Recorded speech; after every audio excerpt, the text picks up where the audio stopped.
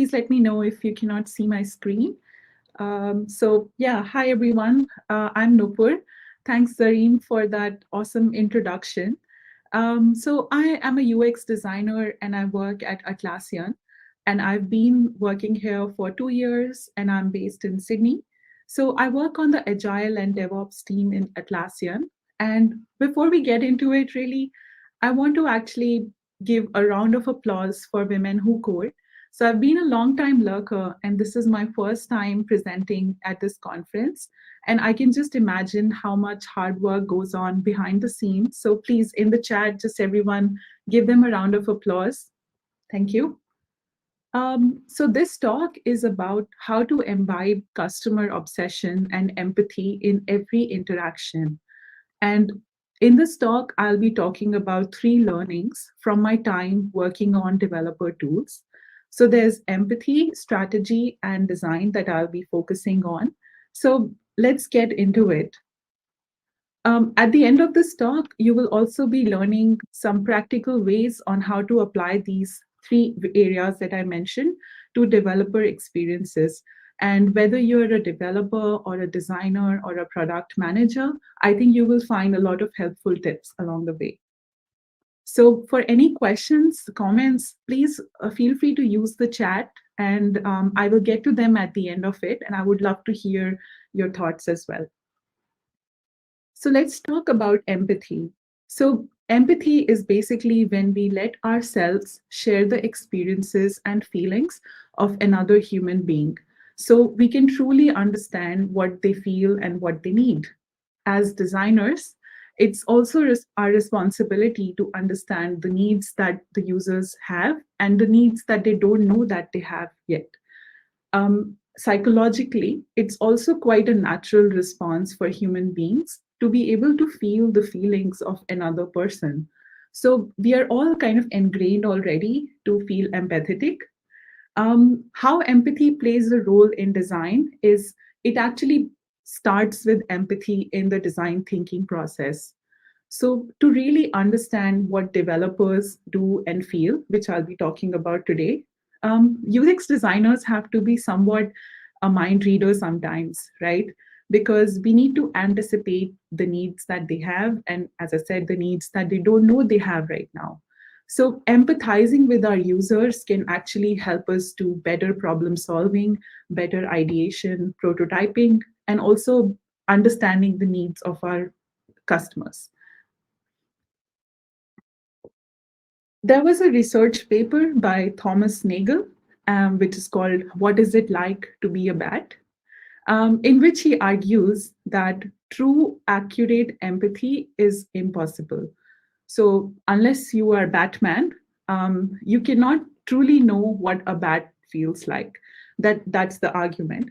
So imagine that you can hang upside down from a tree, or you can close your eyes and navigate only with sound, or you can fly with your wings.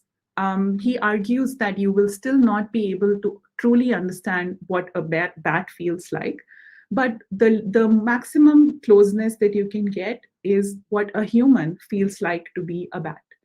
So given that argument, I do acknowledge that sometimes it can be hard to get into a person's mind and read all their thoughts, right? But the maximum the time that we can spend with them, we will be able to understand what they're feeling to some extent.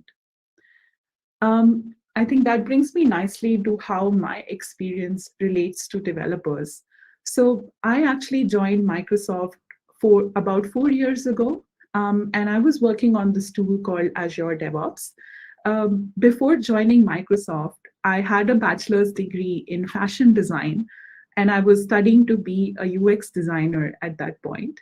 So you can see I was really far off from being a software developer myself. And I truly did not know what developers' journeys are like and how they use these tools. So I started wondering what a developer's experience is like. And I came across so many different tools, frameworks, and concepts that developers use in their daily life. And these are just a few of them. So you could be writing test in a SCM, or you could be testing your code with a framework, or you could be releasing your code and also monitoring and tracking your work. So that's a lot of tools and a lot of interactions that you have on an everyday basis. So when I started working in Microsoft, I was working on enterprise developer tools. And as I grow in my role, I started to look at developer experiences as a part of everyday life. So I believed that developers should have the same experiences at their place of work as they do in their personal life. So imagine you are booking a place on Airbnb, or you're taking an Uber. You have these delightful, wonderful experiences. But then when you turn on work, it can get boring sometimes.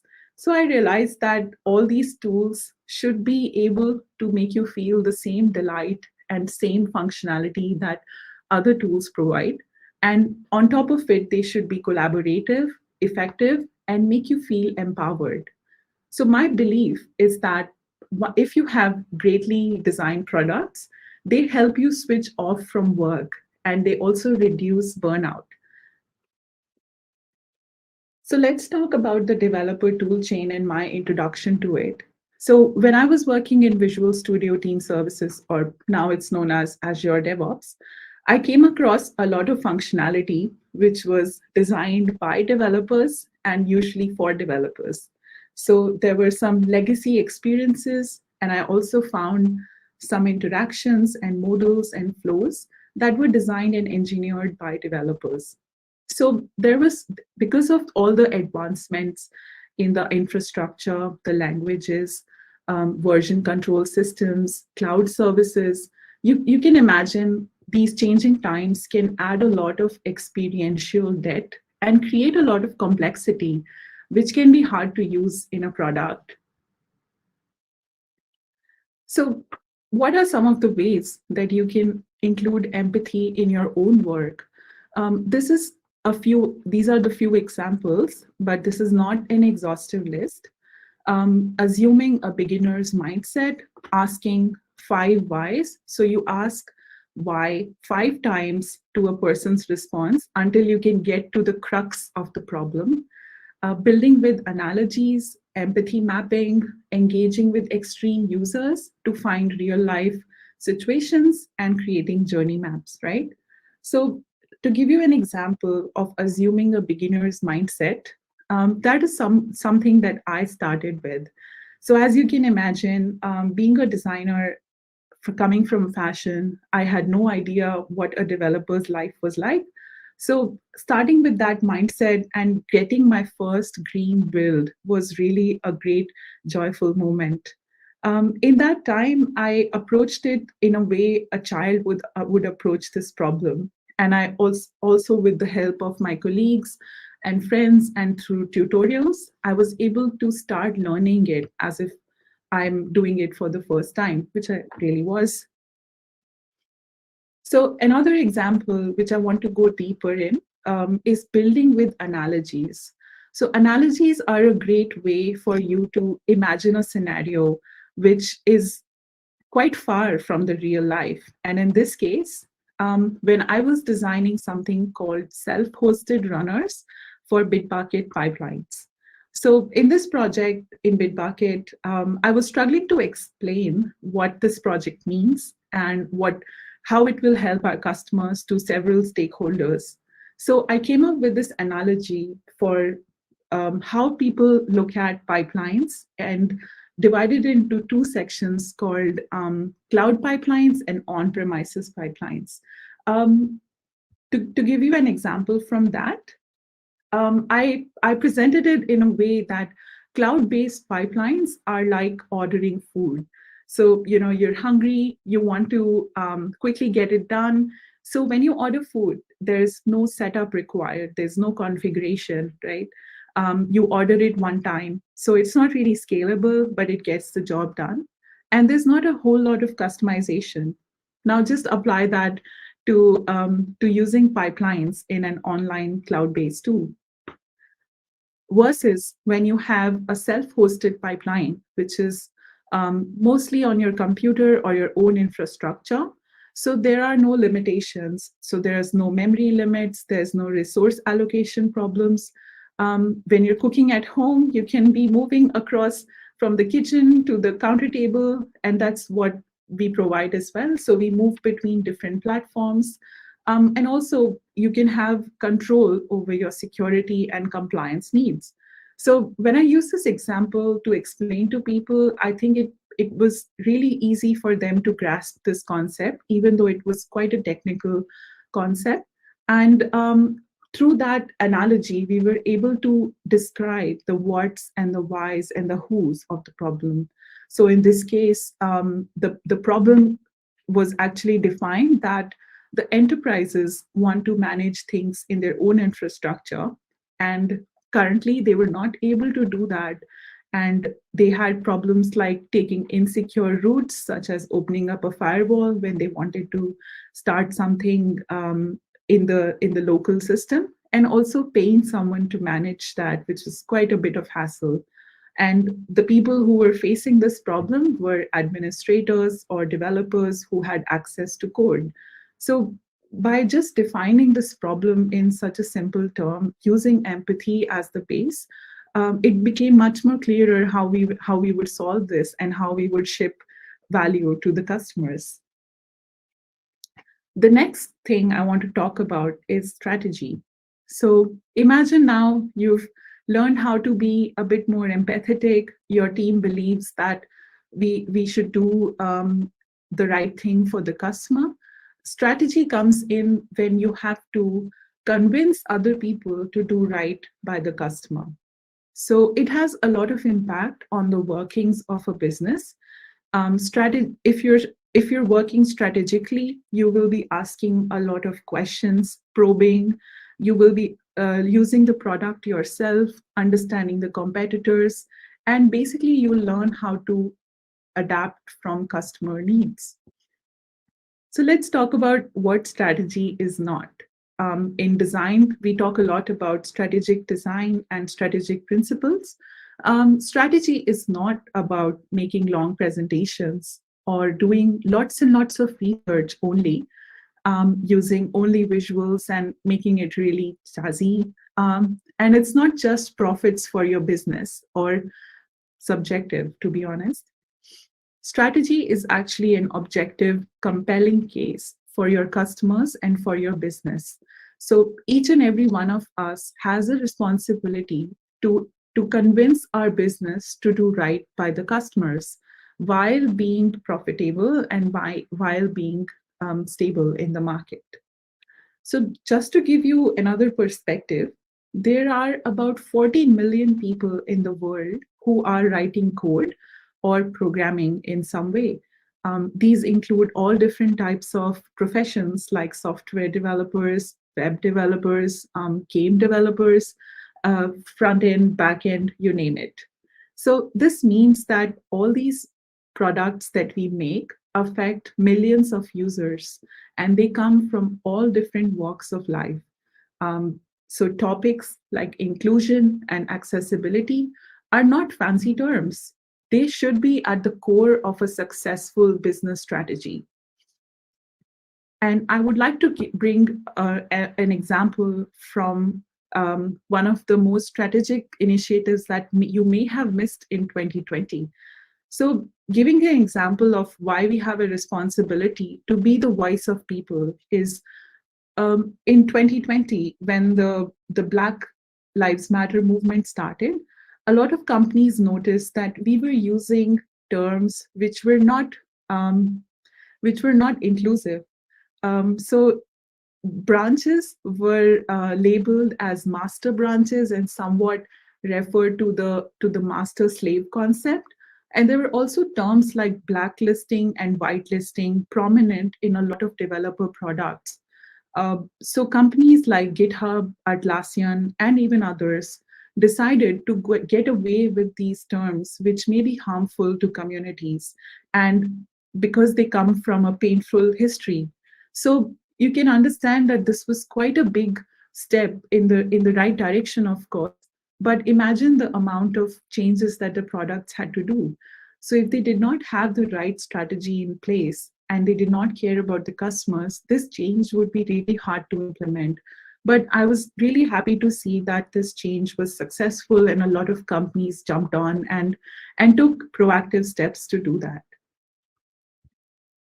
And finally, it brings me to the most interesting section of this talk, which is design. So I will be talking about some experiences in design, which I have picked up on the way while designing these different products, and how you can apply them to your own journey as a designer or a developer.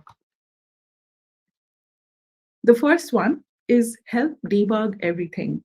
So this means like when you're developing software, there's always chances of having errors, bugs, and you can help users move faster by providing them all the right context to solve these issues. So if you provide them with logs, audits, traceability, or even insights and metrics, they can debug their code faster and get less frustrated by context switching, right? To give you an example from Bitbucket, when you're using a pipeline or CI/CD, sometimes the build was getting really slow, and all the allocated resources like the memory and the CPU were reaching their limits. But the users of Bitbucket Cloud were reaching out to us in support and wondering why their build was failing or why it was running so slow all of a sudden. So our solution here was to provide them a nice way to visualize their memory usage and their CPU usage. So this graph here represents your different containers using memory, and then also gives you warnings and signals when you're overgoing that. So it would remind you to reallocate your resources or reallocate different containers, and hence avoid all of the bugs and the errors that could arise in this build. Another principle that is really important is reliability. So, of course, sometimes products can have an inconsistent experience when the system could be slow or unreliable, and sometimes it can act not as intended.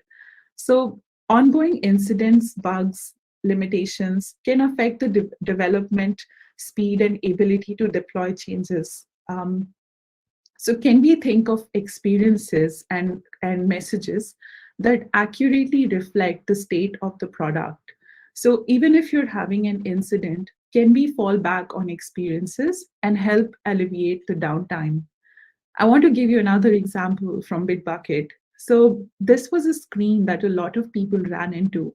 It says, we ran into a minor glitch, and while we check things, please contact support. So we got a lot of people wondering what this minor glitch was. And some of our users reported that this messaging was not reflecting the true nature of the problem. So obviously that led to some hilarious tweets where some people were not able to access the site, but it says it's a minor glitch. The way the team fixed this issue, and it was a couple of years ago, is by telling accurately what went wrong. And you can also tell them what page or what component is not working while they continue their work elsewhere in the product. Another very important tip is helping people follow DevOps practices. So we all know that it's important for teams to switch from being reactive to being proactive. And research shows that teams that integrate security practices throughout their software have more reliable software and safe software. So my tip here is to craft experiences or templates that can set the right tone for the process. So in the case of CI/CD, if you include a security testing step, which I'll show you in a minute. So in this example, this is a pipelines template that we built. And you can see the last section, which is highlighted, that we added a mandatory step for security. So it means that a person can just change the step and add a security integration, or add security custom integration here. Um, and this helps them with understanding that uh, security is part of the CI/CD process. So this also sets good DevOps practices for the team and encourages them to shift left. Another one which is really important is extensibility. So many enterprises build custom integrations using APIs, webhooks, basically to enhance their team's workflow. So it could be a third party application sending in some metrics, or it could be having information like infographics or even settings. So whenever you're designing a product, think about having good documentation for that product. So even a third party person could be using this to include stuff into your product. And obviously, when you're thinking about the UI, think about setting aside space in the product to have this additional information. The next topic I want to talk about is aligning with Git concepts. So, Git is so popular amongst DevOps tools now, and it's widely used across software industry. It's also used by open source contributors and remote teams, and it has a wide-ranging impact. So make sure in a product which deals with source code management, especially, that the icons, the concepts, and the flows are replicating the Git format. So people will find it easier to adopt the product and also have consistent experiences across different tools. Documentation is no doubt one of the most important parts of any software tool. So it's actually known by research that teams with higher quality documentation are 2.4 times more likely to see better software delivery and operational performance. So both internal and external documentation are equally important. Documenting critical use cases for the product and services enable your teams to put your design to work internally and also use the product effectively externally. So software teams can be quite different, and they can all have different cloud and platform needs. So whenever you're designing or thinking of an experience, always think about how this can scale. So be it a different cloud platform, or be it a different platform, different coding platform, how they can successfully develop and ship stuff seamlessly, without actually running into problems that something is not supported. And lastly, taking a page out of the CI/CD process itself, it is crucial to be as agile as possible in software development and design. So, if you break down your work into smaller chunks and deliver faster, and don't start sweating on the first iteration, because it's important to design, test, and repeat. So, in conclusion, I would just like to recap that being more empathetic towards people and being more strategic in your approach to design can help us design and craft better experiences for our users, make us better designers and better developers, and also help these tools, which are so wide and so different in nature. And that's the end of my talk. Thank you so much.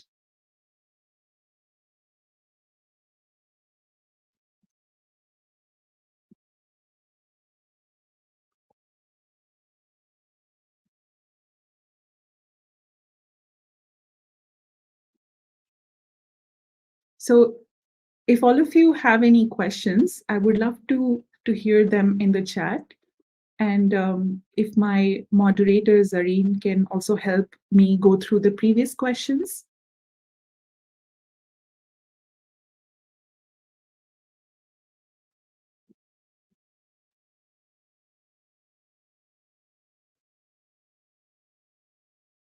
Okay, I will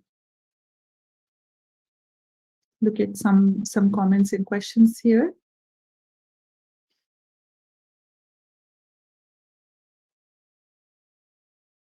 Some people are commenting about not being comfortable with those terms, and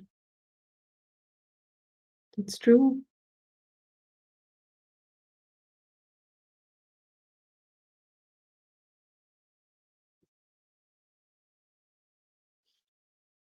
Great analogy, thank you.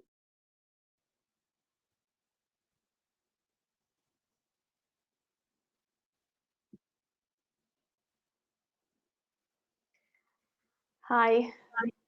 Hello, Sorry, Zareen. Nupur. Yeah, I was waiting for approval to join again. It was some technical issue. I apologize for that. No problem. Uh, yeah, so I'm back, and I just wanted to say, like, I thoroughly enjoyed your talk.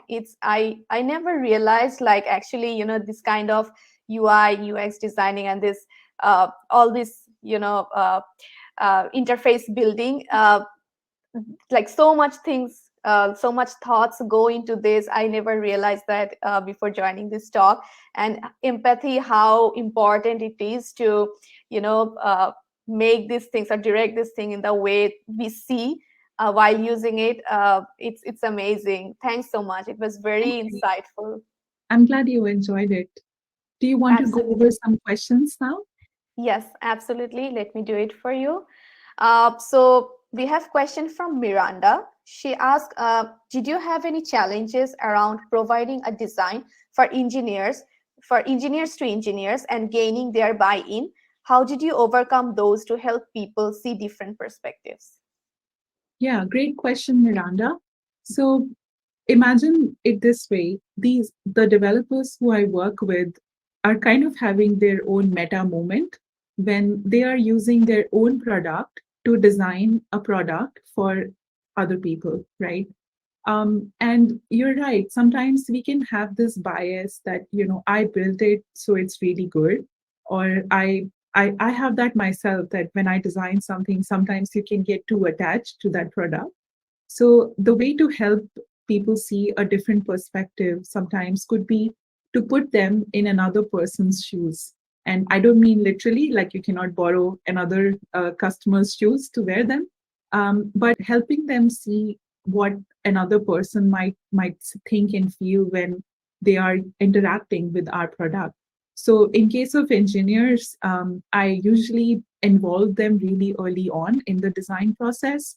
I also walk them through all the journey maps, and try to create that empathy from the get go. So when they get to the actual development part, which comes much later after the design, they actually understand the user's perspective really well and not just look at it from their perspective. So I think that kind of brings them along really well. Amazing. We have next question from May. She says, great talk. Could you share some examples of what did you gain empathy with developers without having development experience yourself? Surveys of your audience, that sort of thing? Yeah, that's right. So a few of the ways which helped me gain this empathy was reading blogs, which is always a great way to start. So reading tutorials on um, uh, GitHub or GitLab or even Azure, and also understanding some of the core pain points that developers have on a daily basis by conducting interviews. So in my own work, I sort of included that as a part of my process in each product or each feature that we built. And on the side, I also started a couple of projects of my own where I tried to learn coding myself. But I also understood that it's not that greatly important that I should be able to code everything, as it is to understand their experience from their point of view. So yeah, a few different tools helped me along the way, and I think I'm very grateful to having great colleagues who are engineers or even product managers who helped me along the way to learn how to code a little bit. Great. We have next question from Ajit. Uh, the question is, do you have any book recommendations on improving as a designer? Sure. There are many on design. The one which I always love, and it was one of the first books I read, was Design of Everyday Things by Don Norman. More recently, I read a book called The Resilience Project, which is also a great resource on thinking psychologically about happiness, empathy, compassion, and resilience, of course. So I would recommend those two for sure. Awesome. Uh, we have a question from Archana. She says, "Hi Nupur, what would some of the best practices to be for design documentation?" Yeah, great question. So one thing which I love to mention to all the people that I work with is that do not just rely on visuals for documentation. Sometimes visuals can get outdated really quickly when you have a platform upgrade or when you are, say, redesigning a feature. So focus really on the interaction part and write down in words what the interaction should be.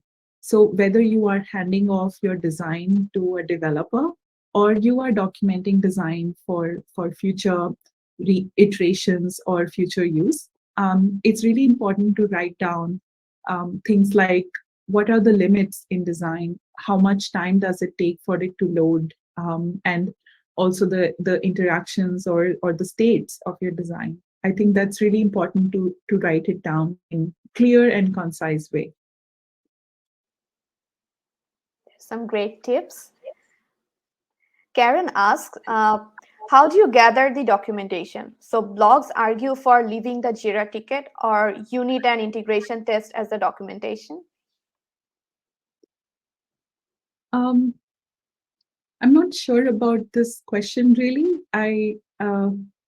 So I I think she means like some blogs argue that they argue for leaving the Jira ticket or unit integration test as the documentation. So that is this the way you gather documentation as well?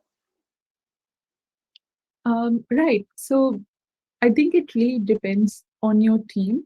So, for example, the team that I work with currently, we document some of the more nuanced or the product style things that happen, right? So it could be so creating a Jira ticket, but noting down the user stories and the actual tasks that contained in that. Um, I will have to check back about the unit and integration tests part, and I can surely respond later on about that. Sure. Uh, Senior asks, hi Nupur, can you recommend an excellent UI UX course that has a bigger focus on UX?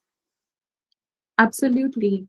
So, my best recommendation here is to look at Google's UX course. It's about 6 to 8 weeks, so you can do it at your own pace. And because it's Google, they have really good videos and documentation on the course, and I highly recommend that. So a lot of my friends are doing it, and I've recommended it to a lot of people. So yeah, you can take it from me. That would be great. So, if you have more questions, we have 10 more minutes until the talk. So, if you have other questions, please drop them in the Q&A.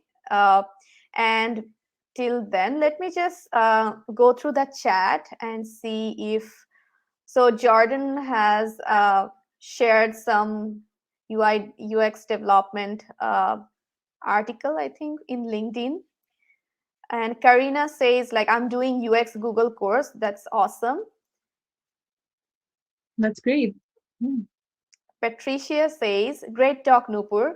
UX with empathy really makes an impact, prioritizing the value of people and make better software for all. That's awesome. Thank you, Patricia. Yeah, that's if there's one thing you can take away, that's definitely summarized here really well. Absolutely. So I think we have another question. Let me just see. Hmm.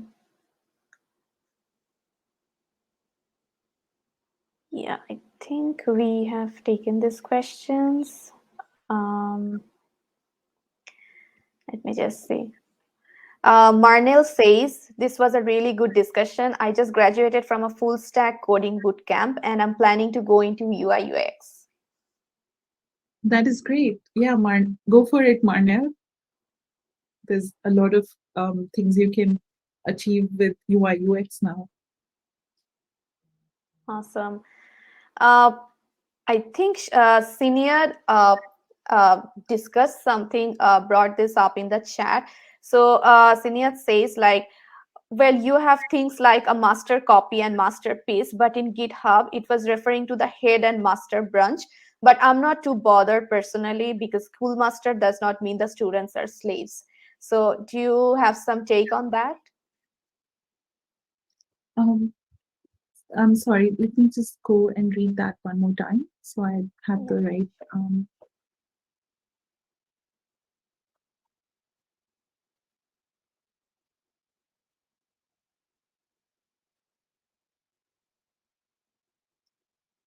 Yeah, that's a good point, Senior. So even though we might not be using that same word in the product, but many times in software development and especially in the Git concepts, it came up as a reference to that you are creating the main copy and then you are creating copies or branches of it. And I do understand that we are not using the other word maybe, but even the reference to that could mean negative things. And so I think it was important to even let the users choose their own name. I think that's the right way to go here. Great. So we have more questions coming. Sure. Nia asks, do you think empathy is harder with international teams? Um, Great question, Nia. So in a short way, yes, it's definitely harder when you don't have the full context of the different cultural impact or the cultural or even the difference in people's thinking when you are working with global teams. I do find that a lot of us nowadays, especially when we are remote, we have sort of come a bit closer to that because we are all working in the same environment, in the same tools, and being more async with our communication. But yeah, it can in a way it's harder for us to be more empathetic when people are so far away from us. But as I said, we always try to use the tools that we have at hand. So things like async communication, with recording videos, or even doing some brainstorms together on a Figma file can be quite helpful. I think that's a great tip. I loved it. Thank you. We have another question from Jocelyn, and Jocelyn asks, what approach to UI UX would you recommend for a full stack developer? I know that you may not be able to specialize in UX UI, but how much should we learn or apply? Yeah, look, like I said, I think if you get the basics of the design thinking process right, like the 5 steps, which is empathizing, defining, ideation, and prototyping and testing. So even if you are somewhat touching on all 5 of those areas and not going too deep, I think it's a great way for a developer to get involved. So again, empathizing in the beginning of the problem with the current users that you have can really help you come up with better solutions when it goes to the development phase and when you're actually talking about which library to use or which style to use. It can really help form the right decisions moving forward. So I would say get involved early on and start by looking at the problems first. Great. So probably we will just take one last question. Jordan asks, any tips or suggested skill sets to stand out with your portfolio to recruiters as a new designer? Yeah, great question, Jordan. Um, I would say one thing is always present what you add to the portfolio. So every designer out there or every person creating a portfolio has their own unique take on things, and even the things that you design, try to focus on things that you brought to that thing, to that project. So whether it could be your own unique way of presenting or your own unique um, on your own unique tips in the portfolio, but make sure you include that as a part of your presentation. And another tip, if I had to give, was try to also show how you impacted other people in the team. So since you're always working in an environment with other people, it'll be great to show how your contribution impacted other people in your portfolio. So I think that's one tip from me. I really love those tips. Really helpful. So I think we are almost at the end of our time. And I can see like in the chat, if you have time, Nupur, please go ahead. If there people are just thanking you and showing their excitement about the talk. I think it was a great talk. Personally, I really enjoyed it. I learned a lot of new things. It opened my eyes, honestly. So really appreciate. And thanks everyone. For joining today's talk. And of course, big thanks to our speaker, Nupur, for Thanks. giving this amazing talk today to the Women Who Code community. And so that was all for this talk. Please check out the other amazing sessions for the rest of the evening. I mean, here it's evening, but wherever you are, rest of the day, just enjoy all the amazing talks. Also, we have a networking feature in Hopin, so please to do use it to connect to other developers and speakers. And we also have an expo going on, so please drop by there. I hear like SpaceX software engineers are waiting and they're there to talk to you, so please just drop by in the expo and enjoy the rest of the time in the Connect Forward. Thanks everyone. Thank you.